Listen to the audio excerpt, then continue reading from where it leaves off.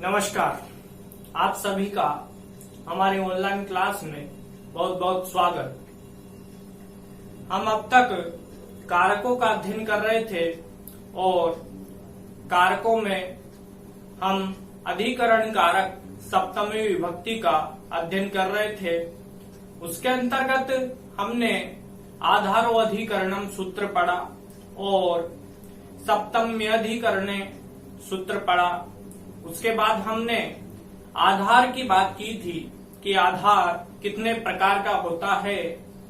उसमें से हमने आपको बताया था कि आधार 3 प्रकार का होता है, औपश्लेषिक आधार, वैश्विक आधार और अभिव्यापक आधार। इनमें से हमने 2 आधारों का अध्ययन किया था। आज हम अगले आधार अभिव्यापक आधार का अध्ययन करेंगे। तो देखिए, अगला आधार प्रकरण कारक प्रकरण और इसके अंतर्गत अधिकरण कारक चल रहा था। तो यह अधिकरण कारक, अधिकरण में कौन सी विभक्ति होती है? सप्तमी विभक्ति। तो यह सप्तमी विभक्ति, सप्तमी विभक्ति। अब हम तीसरे आधार अभिव्यापक आधार का अध्ययन करते हैं। तो यह तीसरा आधार है अभिव्यापक, अभिव्यापक आधार।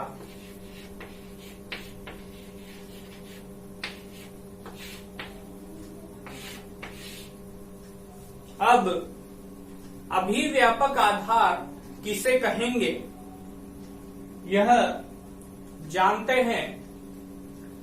अभिव्यापक आधार की परिभाषा देखिए। परिभाषा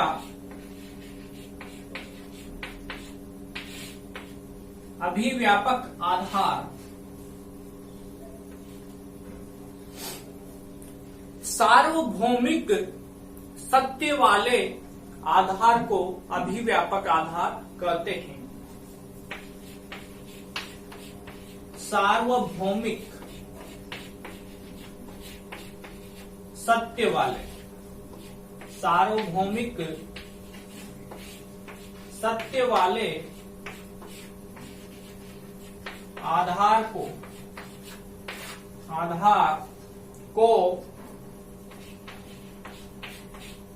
अभिव्यापक आधार,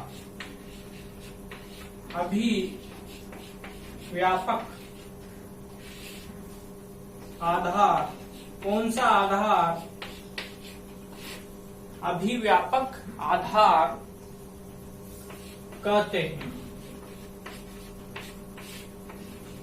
अब यह परिभाषा हुई, सार्वभौमिक सत्य वाले आधार को अभिव्यापक आधार कहते हैं। अब इस परिभाषा को उदाहरण से समझते हैं। देखिए, उदाहरण जैसे सभी में आत्मा होती है। उदाहरण, सभी में आत्मा होती है। अब यह उदाहरण हुआ। अब सभी में आत्मा होती है, तो इसमें आत्मा होती है। आत्मा क्या है यहाँ पर? कर्ता। तो यह आत्मा, आत्मा क्या है? कर्ता, कर्ता। और होती है, यह है क्रिया। तो ये क्या है? क्रिया। सभी में आत्मा होती है, तो यह जो शब्द है सभी में, यह शब्द बता रहा है कि आत्मा सभी में होती है। तो यह सार्वभौमिक सत्य बता रहा है यह शब्द। और सार्वभौमिक सत्य वाले आधार को अभिव्यापक आधार कहते हैं। तो यह सार्वभौमिक सत्य बता रहा है, इसीलिए यह कौन सा आधार हुआ? यह हुआ अभिव्यापक आधार। तो यह हुआ अभिव्यापक आधार। अब अभिव्यापक आधार, तो आधार की अधिकरण संज्ञा होती है और अधिकरण में सप्तमी विभक्ति का प्रयोग होता है। तो यह सभी में जो शब्द है इसमें सप्तमी विभक्ति का प्रयोग हो जाएगा। सर्व शब्द और सर्व का अर्थ होता है सभी।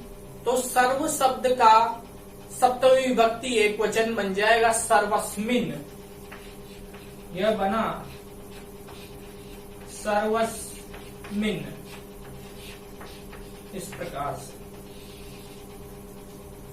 सर्वस्मिन आत्मा, आत्मा को आत्मा ही लिखेंगे, आत्मा। और क्रिया है तो अस्ति। सर्वस्मिन आत्मा अस्ति, सभी में आत्मा है या सभी में आत्मा होती है। यह हो गई सप्तमी विभक्ति। कारक हुआ अधिकरण कारक और अधिकरण संज्ञा हुई।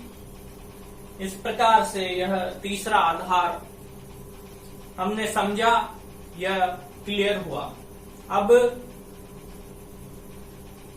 आगे अगला पढ़ते हैं हम, अगला सूत्र। अब देखिए,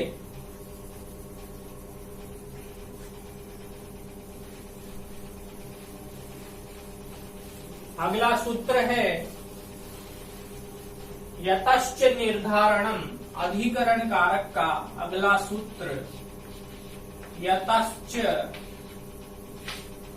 निर्धारणम, यतश्च निर्धारणम, यह सूत्र हुआ। अब इस सूत्र की परिभाषा,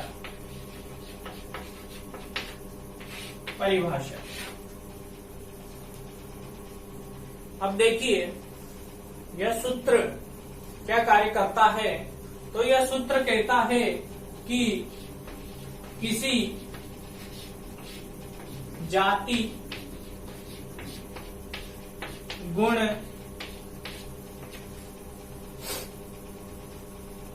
जाति, गुण, क्रिया, संज्ञा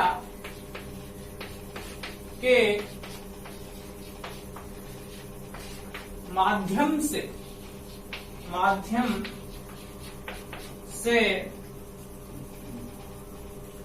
किसी जाति, गुण, क्रिया, संज्ञा के माध्यम से किसी समुदाय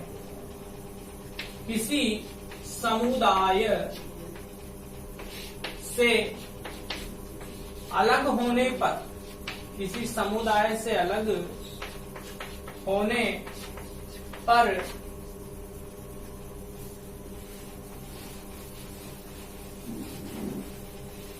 किसी समुदाय से अलग होने पर उस समुदाय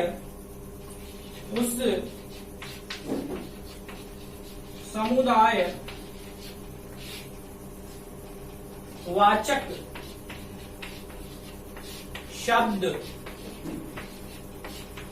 या उस समुदाय में या उस समुदाय में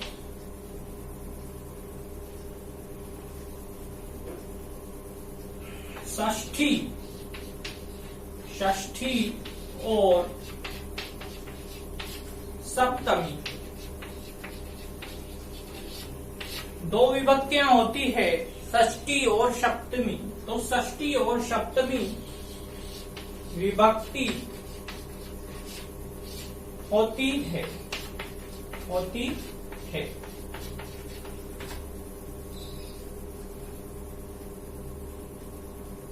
अब देखिए, इस परिभाषा को हम एक उदाहरण के माध्यम से समझते हैं। जैसे कवियों में कालिदास श्रेष्ठ है, यह उदाहरण हुआ।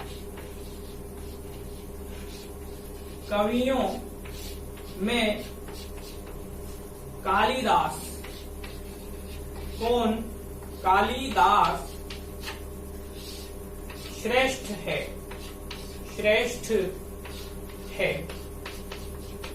अब देखिए, कवियों में कालिदास श्रेष्ठ है। यहाँ पर कवि जो है, कवियों का एक समुदाय है। यह समुदाय या कवियों की एक जाति मान लीजिए। तो कवियों में कालिदास श्रेष्ठ है। कवियों के समुदाय में से कालिदास को अलग किया जा रहा है कि कालिदास श्रेष्ठ है सभी कवियों में से। तो कवियों, यह जो शब्द है यह समुदाय वाचक शब्द है या समुदाय का बोध कराता है यह। तो कवि, सभी कवि, यह समुदाय है या कोई जाति है, तो यह जाति मान लीजिए या समुदाय मान लीजिए।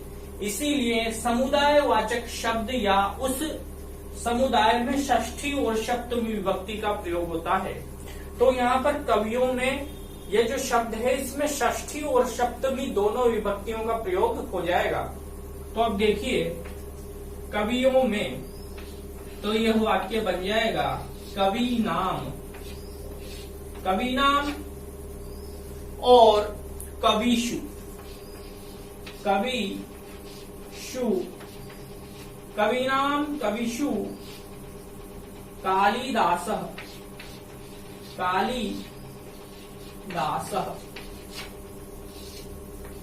कालिदास क्या है? यहाँ पर कर्ता है, क्योंकि कालिदास श्रेष्ठ है, कर्ता है और श्रेष्ठ है, तो यह बन जाएगा श्रेष्ठः अस्ति। श्रेष्ठ है, अस्ति क्या है? क्रिया। तो अब यह कवि नाम, यह तो हो गई षष्ठी विभक्ति, षष्ठी, और कविशु यह है सप्तमी विभक्ति, कविशु सप्तमी विभक्ति। इस प्रकार से कवियों में समुदाय वाचक शब्द है, समुदाय का बोध कराता है, इसीलिए इस शब्द में षष्ठी और सप्तमी दोनों विभक्तियों का प्रयोग हुआ। यतश्च निर्धारणम सूत्र के अनुसार यह परिभाषा हुई। यहाँ तक एक स्क्रीनशॉट ले ले, उसके बाद आगे बढ़ेंगे। अब आगे, जैसे दूसरा उदाहरण इसका,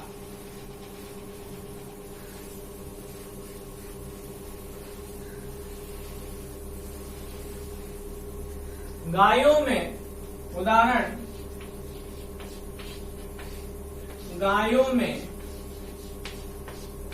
गायों में काली गाय।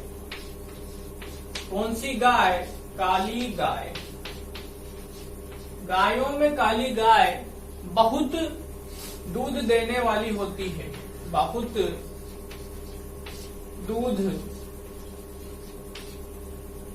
दूध देने वाली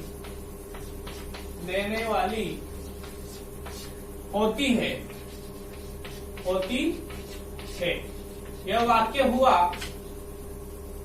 अब देखिए, इस वाक्य में गायों में काली गाय बहुत दूध देने वाली होती है।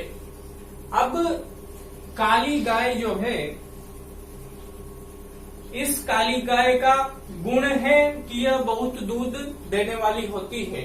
गुण के आधार पर काली गाय को गायों में से, गायों का जो एक समुदाय है, एक गुण के आधार पर काली गाय को अलग किया गया है गायों के समुदाय से। तो समुदायवाचक शब्द है गायों में, तो इसमें षष्ठी और सप्तमी विभक्ति दोनों का प्रयोग हो जाएगा। तो देखिए वाक्य बनेगा गायों में गवाम। वाक्य बनेगा गायों में गवाम गोशु, गवाम गोशु व काली गाय। काली को बोलेंगे कृष्णा, कृष्णा। गवाम गोशु व कृष्णा बहुत दूध देने वाली, इसे बोलेंगे बहुशीरा, बहुशीरा, बहुत दूध देने वाली। अब देखिए गवाम, यह तो हो गया षष्ठी विभक्ति, और गोशु यह हो गई सप्तमी विभक्ति, सप्तमी। इस प्रकार से वाक्य बना गवाम गोशु व कृष्णा बहुशीरा। षष्ठी और सप्तमी विभक्ति दोनों का प्रयोग हुआ और यह वाक्य बना कृष्णा बहुशीरा। काली गाय बहुत दूध देने वाली होती है। अब यहां तक समझ में आया। अब आगे बढ़ते हैं।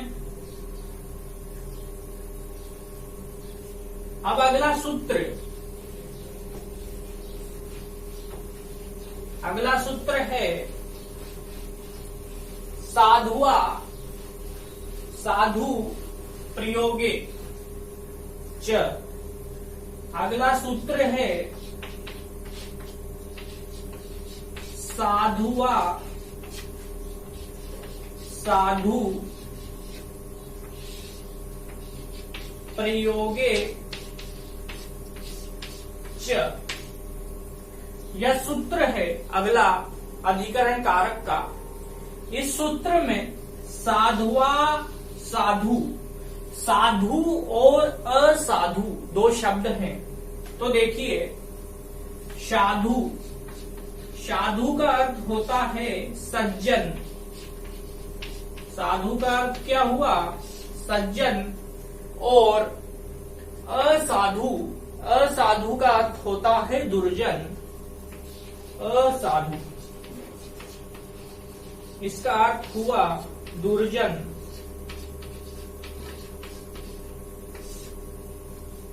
अब इस सूत्र का अर्थ समझते हैं। यह सूत्र क्या कहता है, देखिए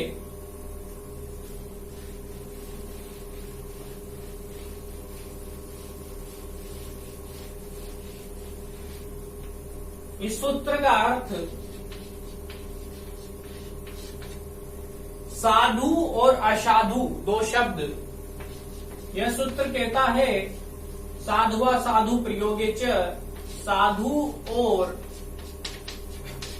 असाधु शब्दों का प्रयोग होने पर, शब्दों का प्रयोग होने पर, प्रयोग होने पर जिसके प्रति, जिसके प्रति साधु या असाधु हो, जिसके प्रति साधु या असाधु हो, उसमें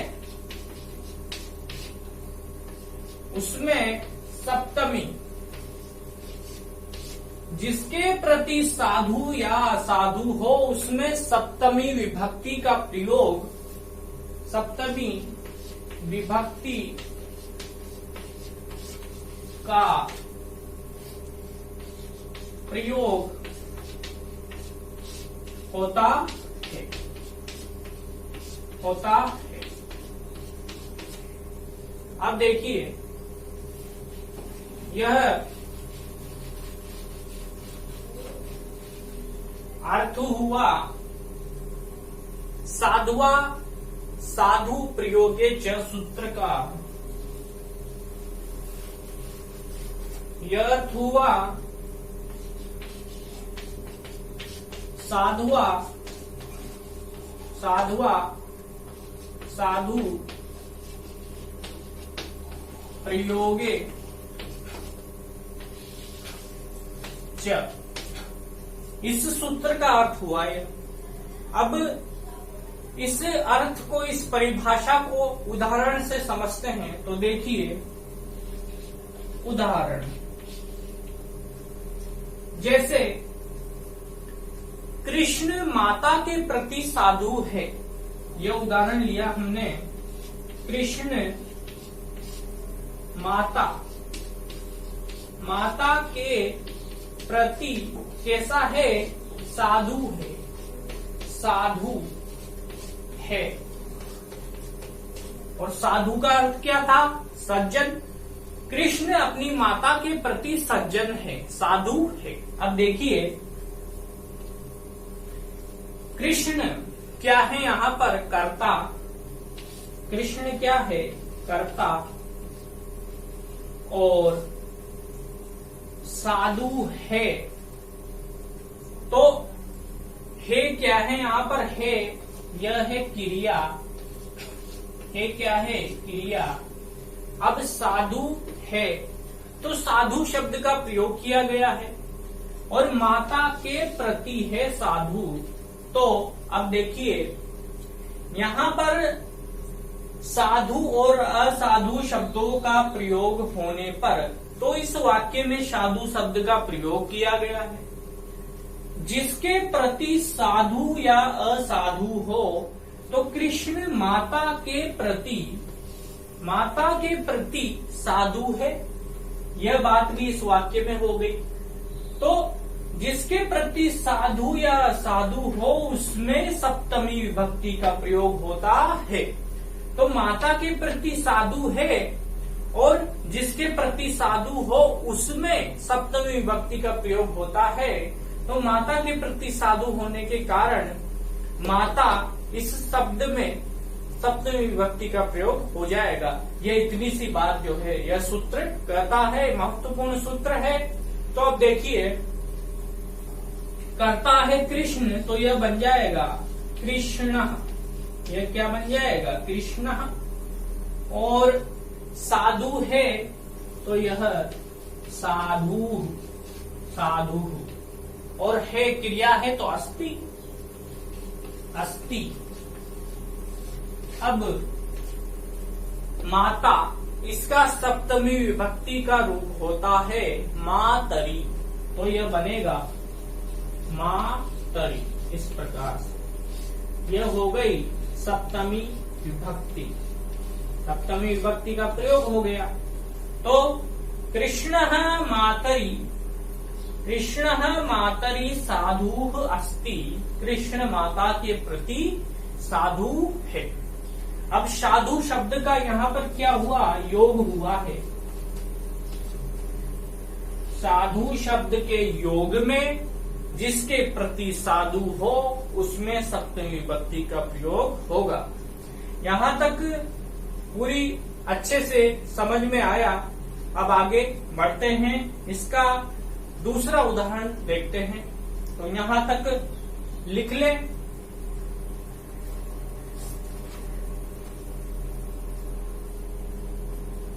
अब अगला उदाहरण इसका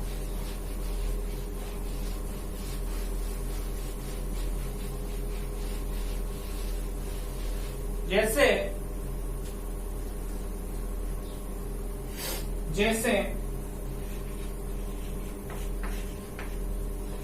कृष्ण मामा के प्रति, कृष्ण मामा के प्रति असाधु है, असाधु है। अब देखिए, कृष्ण मामा के प्रति असाधु है, कैसा है? असाधु। असाधु का अर्थ क्या बताया था? दुर्जन। तो कृष्ण मामा के लिए दुर्जन है, बुरा है मामा के लिए, ठीक है, क्योंकि मामा जो है बुरे व्यक्ति है। तो कृष्ण मामा के प्रति असाधु है, तो किसके प्रति असाधु है? मामा के प्रति। तो इसीलिए जिसके प्रति असाधु हो उसमें सप्तमी विभक्ति का प्रयोग होगा, तो मामा शब्द में सप्तमी विभक्ति का प्रयोग हो जाएगा। यहाँ पर कर्ता है कृष्ण, तो वाक्य बनेगा कृष्ण। यह तो क्या है? कर्ता। और मामा के प्रति, तो मामा को बोलते हैं मातुल, और सप्तमी विभक्ति में बनेगा मातुले, तो यह सप्तमी विभक्ति में बन जाएगा मातुले। इस प्रकार यह हो गई सप्तमी विभक्ति, मातुले। अब असाधु है, तो असाधु, यह असाधु, यहाँ पर असाधु शब्द का योग है, असाधु शब्द के योग में सप्तमी विभक्ति हुई है, असाधु शब्द का योग है। और है क्या है? यहाँ पर क्रिया तो अस्ति, तो ये बन जाएगा अस्ति है, यहाँ पर है क्रिया।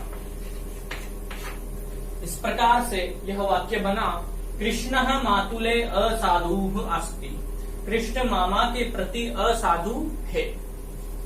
यह पूरी तरह से अच्छे से हमने सूत्र को समझा, उदाहरण को समझा, यहाँ तक बात क्लियर हुई।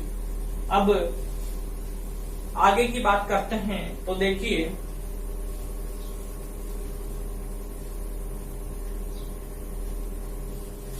अब देखिए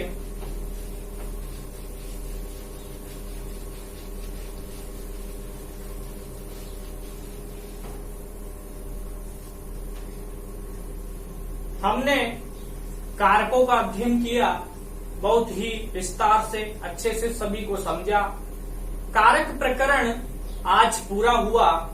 अब हम अगली कक्षा में अगला प्रकरण पढ़ेंगे और यहाँ तक आपने अच्छे से समझा। अब कारकों के जो उदाहरण हैं उनका ज्यादा से ज्यादा अभ्यास करें, उससे आपको कारक के जो उदाहरण हैं उनमें कोई दिक्कत नहीं आएगी, सभी प्रश्न आसान होते चले जाएंगे।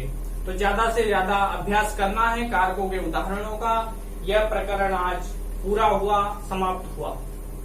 अब इसमें एक महत्वपूर्ण बात जो है वो यह है कि कारक कितने होते हैं? तो कारक होते हैं 6। कारकों की संख्या कितनी है? 6। प्रश्न पूछा जा सकता है कि कारक कितने प्रकार के होते हैं, तो हमारा उत्तर होगा 6 प्रकार के। तो यह देखिए, कारकाणि, कारकाणि षट्, कारक कितने? षट्, 6। और विभक्तियां कितनी होती है? तो विभक्तियों की बात करते हैं। विभक्तियां होती है कितनी? 7। ये 7 विभक्तियां होती है। तो ये दोनों बातें याद रखनी है, दोनों ही महत्वपूर्ण बातें हैं। अब देखिए, अपादान कारक पंचमी विभक्ति, उसके बाद आता है अपादान से अलग होना, संबंध का केकी। तो विद्यार्थी संबंध को भी कारक मानते हैं, लेकिन संबंध कारक नहीं होता है, उसे हम विभक्ति ही बोलेंगे।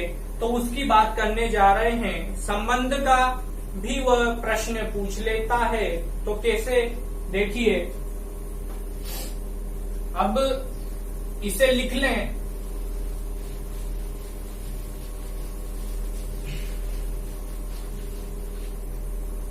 अब देखिए, षष्ठी विभक्ति की बात करते हैं।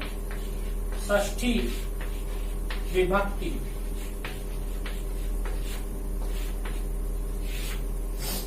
अब षष्ठी विभक्ति पर भी प्रश्न आता है कारक के अंतर्गत। तो षष्ठी विभक्ति, तो इसका संबंध बताने के लिए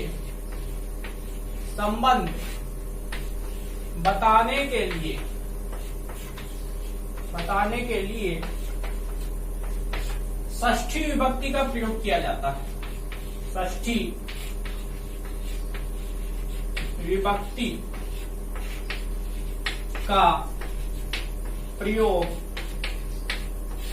किया जाता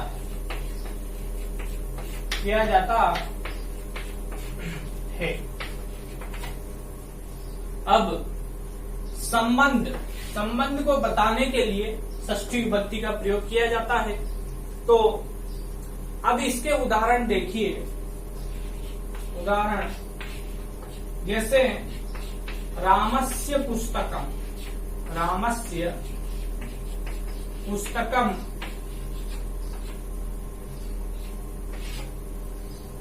और अगला उदाहरण जैसे दशरथस्य पुत्र,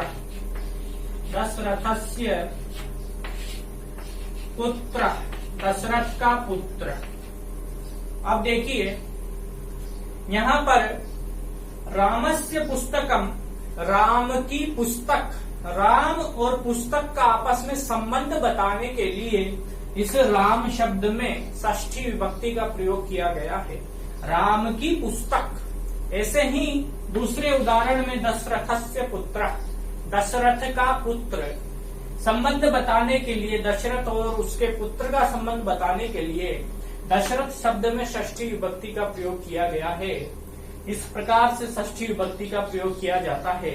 संबंध कारक नहीं होता है। संबंध को कारक नहीं बोलते हैं।